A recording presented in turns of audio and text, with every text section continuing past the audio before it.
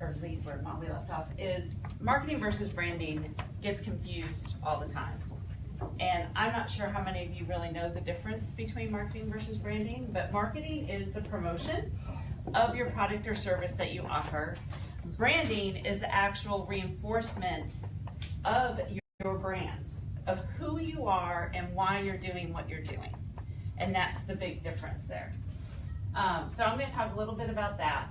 So a brand is not just the company, it's not just the product, it's not just the logo, and lots of taglines and stuff. There's a lot of value that goes into your brand. So this is what a brand is not. And people think real quickly that your product or your service is your brand.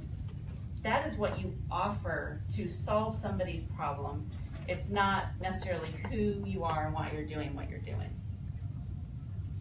So these are some brands, and I mean, just like the original Apple logo to that, the taglines, but that's not everything they are. So a brand is the perception, the promise, the elements, the persona, and expectations that you set for your consumer and your client. So these are all the pieces that go into a brand: your logo, your color, your photography, your message, and all this is all very important because of the way that we market nowadays. We're in a very visual society. Most of us have a cell phone that's a smartphone. I think the statistics now somewhere around 65% of users that go to your website are from smartphones and not from a computer. So on social media, you want to stand out from the crowd. So your brand is all of that, and it's what people think you are. So if you're not putting out a consistent brand with a consistent message, you're not a full brand. You're broken. And different customers and consumers are going to see you differently than maybe who you are and what you are and why you're doing what you're doing. And I love this quote from Jerry McLaughlin because he talks about everyone knows what the robin's egg box is, right? Everyone knows what that is, Tiffany. And we all know that it has an emotional connection when somebody receives that box. So branding wise, you don't even need to put the name on it. You know who it comes from.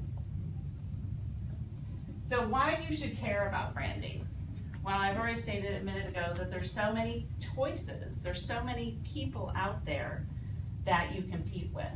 So you need to stand out from the crowd. And none of us have a lot of time. Do any of you have a lot of time to spend researching and marketing a company before you buy from them?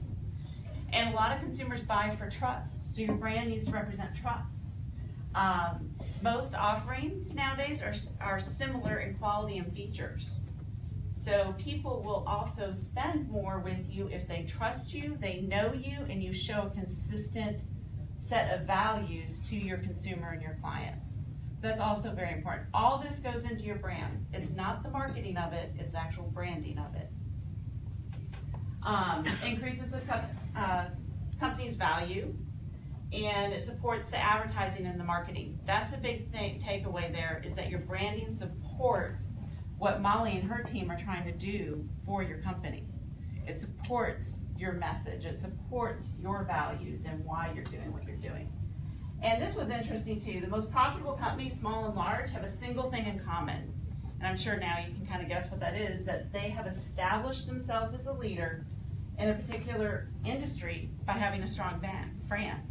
Think of Coke, think of Pepsi, think of your big companies. And just because those are big company examples, there is absolutely no reason why any of us as small companies can't do that exact same thing right here in our community.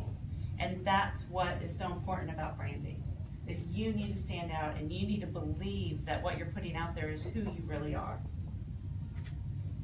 So your brand needs the 3 C's: compelling, consistent, and clear. And so ask yourself if your brand is compelling, is it consistent,